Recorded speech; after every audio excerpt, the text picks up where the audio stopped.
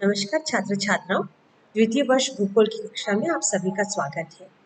पिछली कक्षा में जैसा कि हम बात कर रहे थे, संसाधनों के अर्थ पर चर्चा कर रहे थे। संसाधन क्या है, किसे हम संसाधन कहते हैं, उसकी परिभाषाओं पर हमने चर्चा की। आज हम संसाधनों के वर्गीकरण पर चर्चा करेंगे। इससे पहले हम थोड़ा सा संसाधन के अर्थ पर प्रकाश डालें।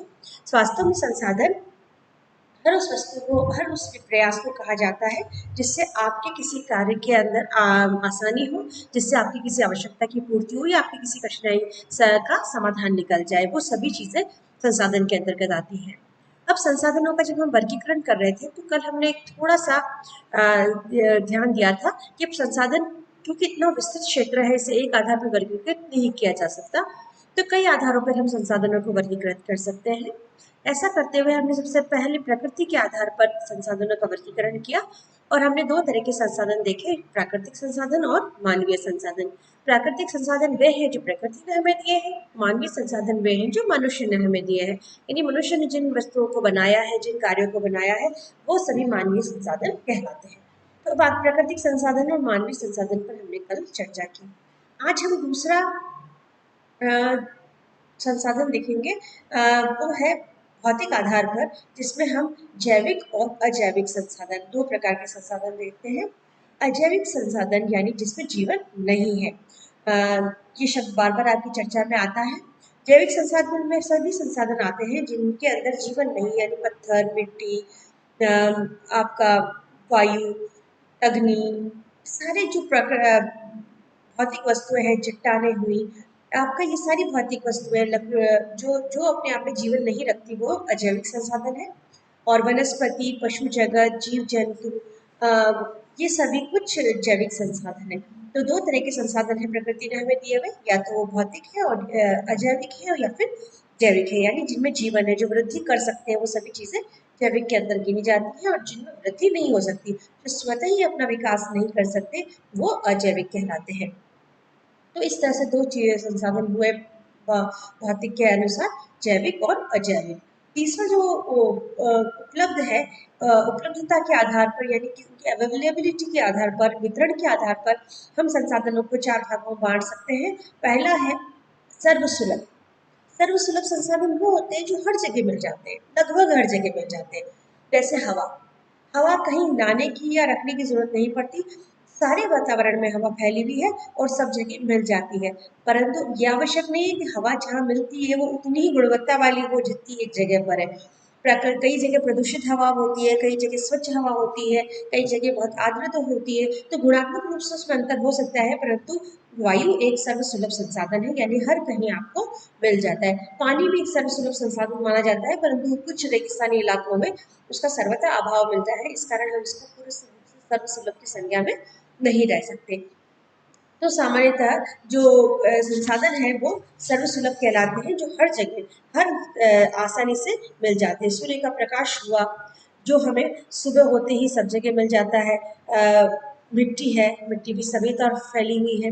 पानी, जैसा मैंने बताया, सर्वसुलभ कहा भी जा सकता है और नहीं भी, कहीं कहीं पानी की बहुत ज़्यादा कमी होती है।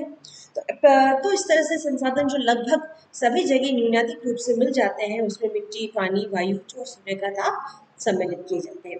सामान्य सुलभ संसाधन यानी जो सामान्यतः मिल जाते हैं, जैसे प्राकृतिक वनस्पति है, पशु है, ऐसे कई सारे मिट्टी है, तत्व हैं जो सामान्यतः हमें अपने आसपास मिल जाते हैं, जिसके लिए कोई विशेष प्रयास करने की जरूरत नहीं मिलती। पत्थर भी जैसे हैं, आपको आसानी से कहीं भी मिल जाते हैं। तो ये वो चीज़ें हैं जो बहुत आसानी से मिल जाती हैं। कई सारे खनिज तत्व भी ऐसे हैं जो सामान्यतः सुलभ हो जाते हैं, जैसे लोहा है, कई सारी चट्टानों में लोहा के तत्व मिलते हैं। तो कई सारे इमारती पत्थर हैं, सब सुलभ हो जाते हैं, सामान्य रूप से सुलभ मिलते हैं।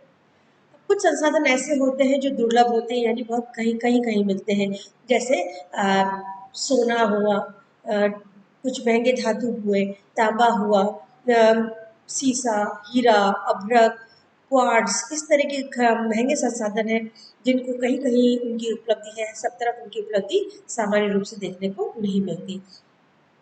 बहुत ही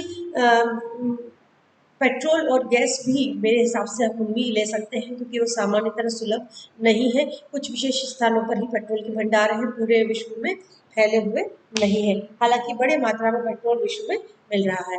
इसके बाद हमारे पास आते हैं अद्वितीय संसाधन। अद्वितीय संसाधन मतलब कुछ ऐसी वस्तुएं हैं विश्व के अंदर जो बहुत ही रेयरेस्ट ऑफ द रेयर जगहों पर मिलती है, यानी कहीं विश्व में एक दो स्थानों पर ही मिलती है, जिसमें कई सारे यूरेनियम और यानी रेडियो एक्टिव पदार्थ हैं जो बहुत ही रेयरली मिलते हैं।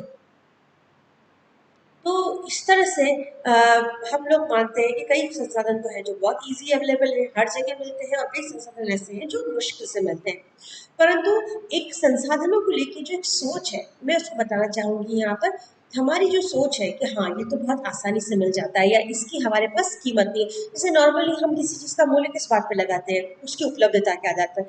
अगर वो हमें आसानी से मिल जाती है तो वो मूल्यवान है, अगर वो हमें आसानी से नहीं मिलती है तो वो हमारे लिए अमूल्य हो जाती है। तो हम जब उसको संरक्षित करने की बात सोचते हैं तो उसी इस आधार पर सोचते हैं। जैसे अगर हमारे पास एक लोहे का टुकड़ा है तो हम उसका ध्यान नहीं रखेंगे, अगर हमारे पास सोने का एक छोटा सा कण भी है तो हम उसको संभाल के रखेंगे, क्योंकि वो हमारे लिए मूल्यवान हो जाता है, क्योंकि वो आसानी से नहीं मिलता है।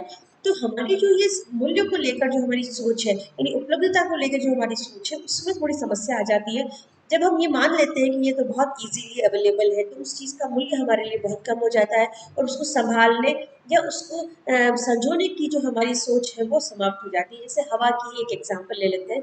हवा हमें लगता है हर जगह मिलती है, परंतु जैसे मैंने कहा कि हवा मिलती हर जगह है, और गुणात्मक रूप से हवा किस तरह की है वो हर जगह एक जैसी नहीं है। तो जो हवा मिल रही है वो सही रहे, अच्छी रहे, शुद्ध रहे, ये सोचना हमारा दायित्व है। तो जो चीज़ सर्वत्र सुलभ है, जैसे मिट्टी है, मिट्टी को लेके हमारा बड़ा लीनियंट एटीट्यूड हो जाता है कि हम सोचते हैं कि हाँ ये तो सब जगह ही है, क्या है इसमें, खाद डालो, रसायन डालो, कुछ भी डालो। आगे जाकर वो सब कुछ पौधों के द्वारा हमारे को ही अफेक्ट करते हैं, पानी द्वारा हमें अफेक्ट करते हैं। तो चीज़ सर्वसुलभ होना अलग बात है, और उसको संजोना अलग बात है। तो हर चीज़ को संजोना उतना ही जरूरी है जितना दुर्लभ संसाधन को, जितना सामान्य सुलभ को, जितना अद्वितीय संसाधन संसाधन जो भी कुछ हमें अवेलेबल है, उन सभी का मूल्य बहुत ज्यादा है हमारे। अब अगला जो हम संसाधनों का वर्गीकरण करेंगे वो है उपयोग के आधार पर। उपयोग के आधार पर संसाधन चार भागों में बांटे जा सकते हैं।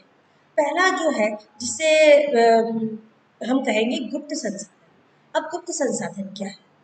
गुप्त संसाधन वह संसाधन है जिसमें काम की क्षमता तो है, यानी वो यूज हो सकता है, मगर अभी हम उसका यूज करना नहीं जानते, यानी हमें उसकी नॉलेज नहीं है, हमारी जो ज्ञान है, हमारी जो क्षमता है, उसके हिसाब से हम अभी उसको यूटिलाइज नहीं कर पा रहे हैं। तो उसकी जो क्षमताएं हैं, जो उसकी कार्य क्षमता है, वो अभी छुपी हुई है, गुप्त रूप से है।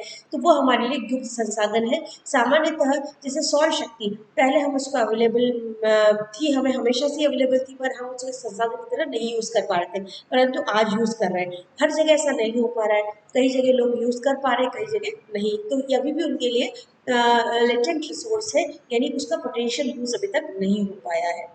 फिर एक है अप्रयोजनीय संसाधन, यानी अनयूजेबल, यानी वो रिसोर्स है, हमें पता है कि वो रिसोर्स है, परंतु हम उसका यूज नहीं कर पा रहे हैं।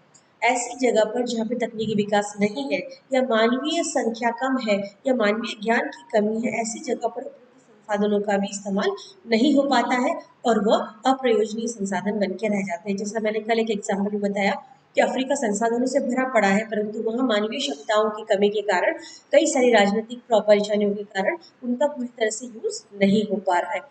अब एक हम विभाजन करते हैं विभव या संभाव्य, पोटेंशियल रिसोर्स का, यानी वह जिनका अभी यूज नहीं हो रहा है, मगर इसकी बहुत ज्यादा संभावना है कि हम उसको यूज कर सकते हैं।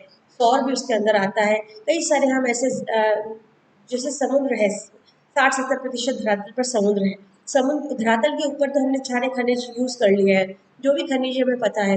समुद्र तट के निकट निकट भी हम काफी कुछ यूज कर चुके हैं, पर इतने बड़े क्षेत्र जो समुद्र के अंदर है, उसके नीचे भी काफी कुछ संसाधन उपलब्ध है, कई खनिज उपलब्ध है, काफी सारा पेट्रोल का भंडार उपलब्ध है। तो कई सारे संसाधन समुद्र के पेटे के अंदर उपलब्ध है, जिनको हम अभी यूज नहीं कर पा रहे हैं, परंतु भविष्य में हम उसको यूज कर सकते हैं। आप जानते हैं कि अब तटीय इलाकों में तो सब पेट्रोल की खेत निकालने का काम किया जाने लगा है। गहरे कुएं खोदकर समुद्र के तटों से हम निकाल रहे हैं, परंतु अभी भी कई सारा समुद्र का इलाका है जो संभाव्य संसाधन के रूप में है, पोटेंशियल है उसके अंदर, परंतु अभी हमारी तकनीक के हिसाब से हम उसको यूज नहीं कर पा रहे हैं। एक है अप्रयुक्त संसाधन, यानी जो हम अभी यूज नहीं कर रहे हैं, जिनका कोई यूज हमारे लिए नहीं है, किसी कारणवश हम उसको काम में नहीं ले पा रहे, वो सारे अप्रयुक्त संसाधन की स्थिति के अंदर आते हैं। इस तरह से हम संसाधनों का वर्गीकरण करके देख सकते हैं कि क्या किस संसाधन कितने प्रकार के हो सकते हैं। अधिकार की स्थिति के हिसाब से, यानी उस संसाधन पे किसका अधिकार है। आप जानते हैं कि अधिकार दो तीन तरह के हो सकते हैं, अंतर्राष्ट्रीय, राष्ट्रीय या व्यक्तिगत। तो आपके घर में जो चीज़ें हैं वो आपके व्यक्तिगत अधिकार की है, उसके बाहर जो कुछ चीज़ है वो राष्ट्रीय अधिकार की, जैसे सड़कें हैं, जो खुली ज़मीन है जो किसी की खातादारी में नहीं है, जंगल है, ये सब राष्ट्रीय संपत्ति है। कई संपत्तियां ऐसी हैं जो अंतर्राष्ट्रीय, यानी वो किसी राष्ट्र की सीमा के अंतर्गत नहीं आती या किसी कारणों से उस पर अंतर्राष्ट्रीय अधिकार माना जाता है, जैसे वायुमंडल है, समुद्र है, खुले हुए समुद्र है, वो अंतर्राष्ट्रीय संपत्ति के अंतर्गत आते हैं। तो इस तरह से हम संसाधनों को वर्गीकृत कर सकते हैं। अब एक सबसे महत्वपूर्ण वर्गीकरण जो संसाधनों का किया जाता है वो है उसके नवीनीकरण के आधार पर, यानी पुनः प्राप्ति के आधार पर। कई संसाधन ऐसे होते हैं जो अपने आप को खुद रिन्यू कर लेते हैं, जैसे गैसें हैं। आप जानते हैं ऑक्सीजन, नाइट्रोजन, कार्बन डाइऑक्साइड सबका चक्र है। ये जन्मती है, मृत्यु होती है, जन्मती है, और इनका चक्र चलता ही रहता है। परंतु सभी संसाधन इस प्रकार के नहीं हैं जो अपने आप से अपना कार्य चलते रहे। तो कुछ संसाधन जो होते हैं वो शाश्वत होते हैं, पुनः से उनका जीवन चक्र चलता रहता है, पौधे हुए, वनस्पति हुई, तो वो समाप्त नहीं होते, मृत नहीं होते। परंतु कुछ संसाधन ऐसे हैं जो समाप्त हो जाते हैं। कुछ संसाधन ऐसे होते हैं जिनमें गुणात्मक विकास या वृद्धि संभव है, यानी उसको हम गुणात्मक रूप से विकसित कर सकते हैं, उसको रीयूज कर सकते हैं। कुछ संसाधन ऐसे होते हैं जिनको हम रीयूज नहीं कर पाते हैं, यानी जैसे लोहा हुआ, तो लोहे के भंगार को हम वापस से गला के पुनः से लोहा प्राप्त कर सकते हैं, परंतु सभी के साथ ऐसा संभव नहीं है। सोने का भी पूरा यूज किया जा सकता है, कई सारे धातु है जिनको हम पुनः से यूज कर सकते हैं या उसकी गुणात्मक विकास कर सकते हैं। अब कुछ है जिसको हम वापस बिल्कुल विकास नहीं कर सकते, यानी उसका पूरा वापस से यूज नहीं कर पाते हैं, समाप्त हो जाते हैं। जैसे एक बार लकड़ी कटने के बाद वो लकड़ी यूज हो जाती है, खत्म हो जाती है, समाप्त हो जाती है, उसका दोबारा से हम रिन्यू नहीं कर पाते हैं। और कुछ संसाधन जैसे कोयला हो गया, पेट्रोल हो गया, जिनको आसानी से रिन्यू होना संभव नहीं है, बहुत लंबा समय लगता है इनको रिन्यू होने में, तो वो एक बार यूज के बाद लगभग समाप्त ही हो जाते हैं और पूरे से प्रकृति में नहीं आ पाते। तो इस तरह से हम संसाधनों को कई आधार पर निर्धारित कर सकते हैं। धन्यवाद।